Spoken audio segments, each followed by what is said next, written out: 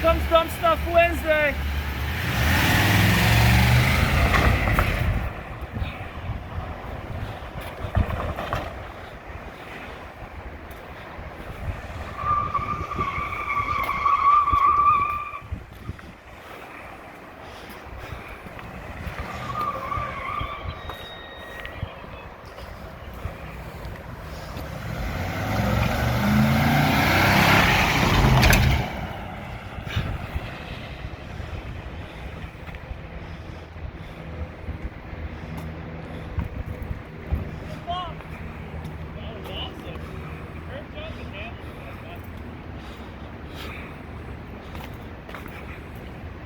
Sometimes you just got to do stuff like this because that's the stuff you're gonna see out there when you get into the trails, especially with moto.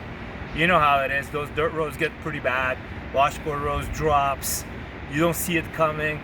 Your rack's gotta be able to handle that. So that's why we do stuff like that. Coming to you from Alta in Murray, USA. That's where we build them by hand. That's the Arcylon, and I'm calling it good, pretty much. Have a great day, you all.